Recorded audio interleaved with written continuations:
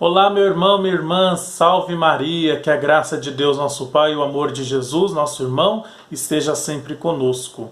No vídeo de hoje nós vamos falar sobre o valor da Santa Missa. Muitos cristãos católicos não dão valor à missa, não compreendem o que é a missa e por isso muitos não participam ou participam com a irreverência que muitos dão a ela, ou seja, nós não damos valor à missa, porque nós não sabemos o valor que ela tem. A missa, ela é o sacrifício de Jesus na cruz. Antes de entender o sacrifício de Jesus, é necessário ir lá no Antigo Testamento e verificar que nós temos o sacrifício de Abel, o sacrifício de Abraão e o sacrifício de Melquisedeque. Ou seja, o sacrifício no Antigo Testamento tinha um cunho de louvar a Deus, entregar algo para Deus como uma forma de retribuição, de agradecimento. Passado um período, o sacrifício passava também a ser um ato de expiação, expiatório, ou seja, era feito o sacrifício para pedir perdão dos pecados. E é muito importante entender isso por quê? Porque nós oferecemos a missa a Deus Pai pedindo perdão pelos nossos pecados. Lá no Novo Testamento não vai existir mais sacrifícios. O sacrifício que aparece são os sacrifícios que os judeus fazem para pedir a Deus perdão. Porém, o maior sacrifício que existe no Novo Testamento é o sacrifício de Jesus na cruz. Jesus, ele veio para nos salvar do pecado e da morte. São Paulo vai dizer que Cristo nos reconciliou com Deus pela sua paixão e pela sua morte. Por isso São Paulo nos exorta: deixai-vos reconciliar por Deus e com Deus. Por quê? Porque é necessário nós voltarmos para o Pai, uma vez que Jesus morreu para nos resgatar do pecado e da morte. E na última ceia, Jesus ele vai falar o seguinte: ele vai pegar o pão, vai pegar o vinho e vai dizer: olha, comam, este é o meu corpo que será entregue por vós. Por que será entregue? Porque o que dá sentido à última ceia, o que dá sentido à Eucaristia é entender que o corpo de Cristo foi entregue na cruz para que nós fôssemos salvos. Esse é o corpo que será entregue para que você seja salvo, para que você seja resgatado do poder do mal. Este é o cálice do meu sangue, o sangue da nova e da eterna aliança, ou seja, o sangue derramado de Cristo na cruz é a última aliança que Deus faz para com os homens. Não vai haver outra aliança. Mas agora aqueles que quiserem fazer uma aliança com Deus é por meio da cruz de Jesus, que morreu para que fôssemos salvos. Então a missa, ela é celebrada para oferecermos a Deus Pai, nosso Senhor Jesus Cristo, em expiação dos nossos pecados. A missa ela tem 4 finalidades: agradecer, pedir perdão dos pecados, fazer pedidos a Deus e adorar o Senhor que está presente na Eucaristia. Jesus está presente na Eucaristia durante a Santa Missa e nós sabemos disso.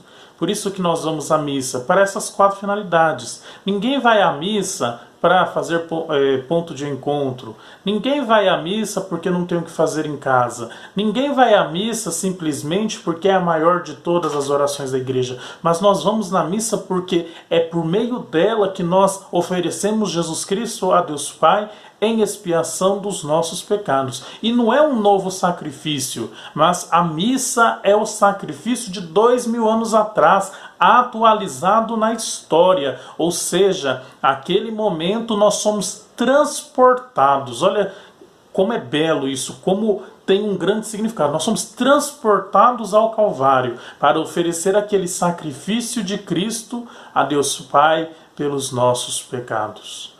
Por isso que a missa ela é de grande valor inestimável para nós católicos. E nós não podemos nos afastar dessa realidade.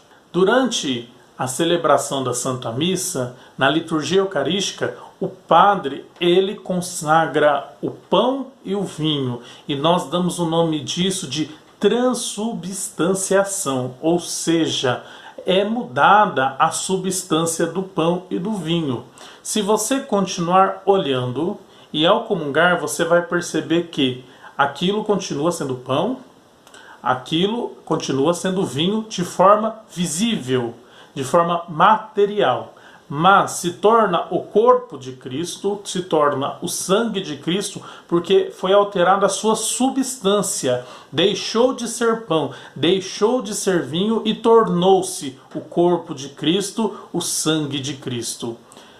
O relato mais antigo que nós temos da Santa Missa está em 1 Coríntios 11, a partir do versículo 23. Pegue aí na sua Bíblia e confira. Com efeito, eu recebi do Senhor aquilo que, por minha vez, vos transmiti. O Senhor Jesus, na noite em que era traído, tomou o pão e, depois de dar graças, partiu e disse: Isto é meu corpo, que é por vós. Fazei isto em memória de mim. Do mesmo modo, ao fim da ceia, ele tomou o cálice e dizendo: Este cálice é a nova aliança em meu sangue. Todas as vezes que dele beberdes, fazei-o em memória de mim. De fato, toda vez que comerdes deste pão e beberdes desse cálice, anunciareis a morte do Senhor até que ele venha. Por isso, quem comer do pão e beber do cálice do Senhor indignamente torna-se culpado em relação ao corpo e ao sangue do Senhor. Cada um, pois, examine-se a si mesmo e assim coma do pão e beba do cálice, pois quem come e bebe sem reconhecer o corpo do Senhor, come e bebe sua própria condenação. Ou seja, a comunhão sacrílega, nós precisamos nos afastar dela. Essa comunhão sacrílega é o quê? É eu ir à missa e comungar em estado de pecado mortal. É preciso ter disposição de ir à Santa Missa e ter uma devida preparação. Primeiro, eu tenho que estar em estado de graça. Se eu não estiver em estado de graça, por mais que eu não possa comungar da Eucaristia, eu sou chamado a comungar espiritualmente dela e também sou chamado a comungar da Palavra de Deus, que é a primeira comunhão que nós temos na missa. Por isso, nunca deixe de ir à missa só porque você está em pecado. Vá à Santa Missa, mas ao ir, não comungue em pecado, mas comungue em estado de graça. Comungar em pecado é gravíssimo. Veja o que os santos falam em relação à comunhão sacrílega. Santo Antônio Maria Claret vai dizer que não há praticamente nenhum crime que mais ofenda a Deus que a comunhão sacrílega. Santo Agostinho vai dizer que a pessoa que comunga em estado de pecado mortal comete um crime maior que Herodes. São João Crisóstomo fala que a pessoa que comunga em pecado mortal comete um pecado mais assustador do que Judas. São Cirilo de Alexandria já advertia: quem faz comunhão sacrílega recebe em seu coração a Satanás e a Jesus Cristo. A Satanás para fazê-lo reinar, e a Jesus Cristo para oferecê-lo em sacrifício a Satanás. Jesus, a Santa Brígida, vai dizer: não existe na terra um suplício que seja suficiente para punir quem comunga em estado de pecado mortal. Então, como nós vimos, a comunhão sacrílega é a pior decisão que um católico pode tomar. Veja, você pode comungar da palavra de Deus na missa, ok? Você faz a comunhão da palavra de Deus, mas você não pode fazer a comunhão da Eucaristia. Por favor, não comungue em pecado mortal. É a pior desgraça que você pode fazer para a sua alma. ok? E depois, vendo todo esse relato da missa na Bíblia, aquilo que Jesus constituiu, nós temos o relato da igreja primitiva. Então nós temos o relato de São Justino Mártir, do ano 155, que escreveu sobre a celebração da Santa Missa. Vamos ver juntos. No dia dito do sol, domingo, reúne-se em um mesmo lugar todos os cristãos, os que residem nas cidades e os que residem no campo. O leitor lê trechos tirados das Memórias dos Apóstolos, Novo Testamento, e dos livros dos profetas, Antigo Testamento. Terminada a leitura, aquele que preside toma a palavra para explicar aos presentes o que foi lido e exortá-los a pôr em prática tão belos ensinamentos, o que seria a homilia. Em seguida, levantamo-nos todos e dirigimos a Deus orações e súplicas, após o Evangelho. Suspendendo as orações, abraçamo-nos uns aos outros, que seria o abraço da paz. Depois, levam aquele que preside a reunião dos irmãos em Cristo, pão e um cálice contendo vinho, misturado com água. Nos lembra a procissão do ofertório. O presidente toma o pão e o cálice, louva e glorifica o Pai do Universo, em nome de seu Filho e o Espírito Santo. Dirige-lhe abundantes ações de graças por ter nos dignado dar-nos estes dons. Terminada esta ação de graça, todos os presentes exclamam Amém, que é aquele grande Amém que nós cantamos após a oração eucarística que antecede o Pai Nosso. Depois, os ministros que chamamos diáconos distribuem a todos os presentes o pão da Eucaristia e o vinho misturado com água. Neste momento, então, é a comunhão. Estes mesmos diáconos levam aos ausentes sua parte do pão e do vinho eucarístico. Ou seja, a missão da igreja de levar a comunhão aos enfermos, aos doentes, aqueles que estão impossibilitados de ir à Santa Missa. Vejam que essa prática vem desde a igreja primitiva. Por fim, vai dizer São Justino, os ricos socorrem os indigentes, que seria a coleta. A coleta da missa, juntamente com o dízimo, além de manter toda a paróquia, manter as celebrações, manter o espaço celebrativo, também serve para podermos fazer a caridade aos irmãos que mais precisam, mais necessitam. O seu dízimo serve para isso, para a caridade, que é tão cara para a igreja essa ação. Então, desde a igreja primitiva, aqueles que mais tinham, cuidavam daqueles que menos tinham. Então, como vocês viram, o relato de São Justino, do século II, nós vemos a celebração da Santa Missa atual, ela sofreu pequenas alterações litúrgicas, mas a sua estrutura é a mesma, né? Nós estamos vendo um relato do século II. Nossos irmãos protestantes afirmam que a Igreja Católica só surgiu no século IV, com Constantino, lá pelo ano 325, quando ocorreu o primeiro concílio de Nicéia. Mas vejam, a celebração da Santa Missa, como nós temos até hoje, vem da igreja primitiva, e que a igreja primitiva herdou dos apóstolos, que vieram de Jesus Cristo. Ou seja, a igreja dá continuidade a não só a missão de Cristo, mas aquilo que nos une a Ele, por meio da celebração da Santa Missa, a Sagrada Comunhão. Então, é uma falácia acreditar que a igreja só surgiu no século IV. Quem estuda a história da igreja vira católico. E quem é católico se apaixona ainda mais pela igreja. Seja católico, estude sempre a doutrina da igreja e sua história. Católico ignorante é futuro protestante, porque o católico de verdade, ele jamais abandona a igreja. E para finalizar sobre toda essa questão que nós estamos falando da missa, das suas belezas, tantas outras coisas que nós podíamos falar aqui, eu quero finalizar com o relato dos santos, daqueles que já estão na glória, daqueles que nos antecederam na fé e que encontraram na missa também o meio de salvação. Meu irmão, minha irmã, nós não conseguimos ser salvos se não participarmos da Santa Missa. A Santa Missa é o nosso maior tesouro na terra. A missa em vida tem muito mais valor para nós depois que a gente morrer e alguém rezar por nós. Então valorize a missa, valorize cada parte da missa. Em um próximo vídeo eu vou falar de cada parte da missa e principalmente daquilo que nós precisamos melhorar. Nós temos muito erro que acontece na missa, seja abuso litúrgico, seja por parte do povo, por parte do padre, enfim, que nós precisamos corrigir. Mas isso eu vou deixar para um próximo vídeo, tá bom? Então vamos ver o que os santos falam sobre a missa. São João Maria Vianney vai dizer que a missa é a devoção dos santos. Ele também dizia: se conhecêssemos o valor da Santa Missa, nós morreríamos de amor. Santo Anselmo vai dizer que uma só missa oferecida e ouvida em vida com devoção para o próprio bem pode valer mais que 1000 missas celebradas na mesma intenção depois da morte. Ou seja, você precisa valorizar a Santa Missa enquanto você está vivo.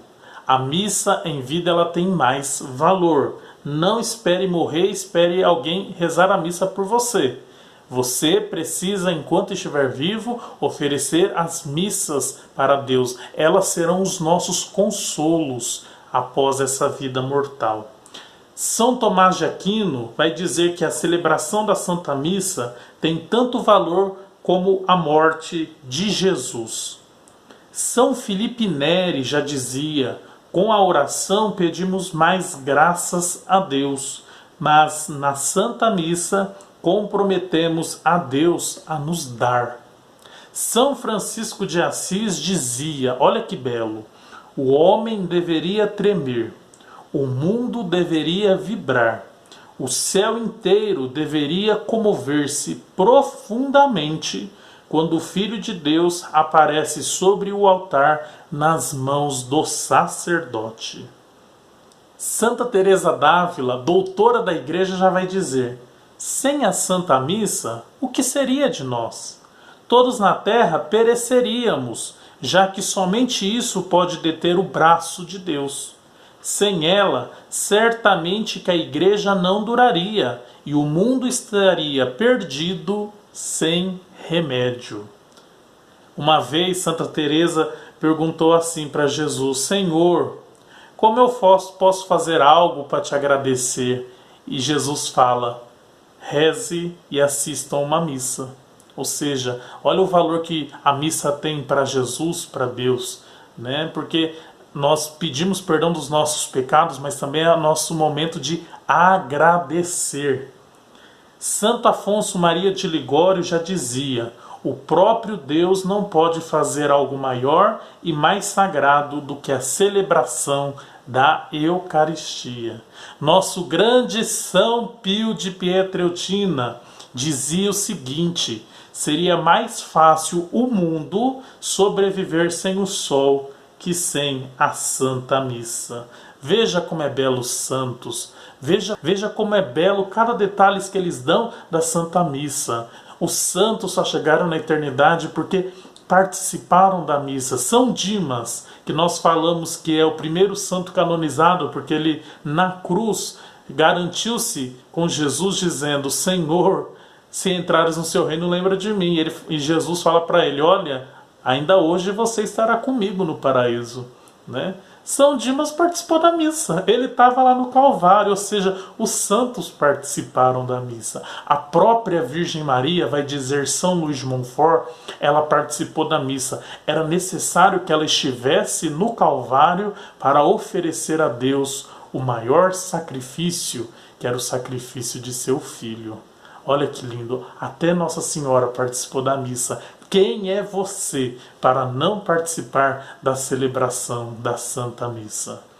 Eu agradeço, irmão e irmã, você que acompanhou esse vídeo. Compartilhe o vídeo, compartilhe com seus contatos. Vamos assim multiplicar a nossa rede de evangelizadores, porque quando você compartilha algo da fé, você está evangelizando, e o mundo de hoje precisa cada vez mais da nossa evangelização. E se inscreva, compartilhe sempre os nossos vídeos, esteja junto conosco. É uma grande alegria poder estar chegando até você na sua casa. Eu recebo relatos de pessoas de vários lugares do Brasil, algumas que eu já conheço, outras que a partir do canal comecei a conhecer, e eu sei que esses vídeos têm ajudado muitos irmãos e irmãs. Então você compartilhe esse vídeo para que a evangelização não pare.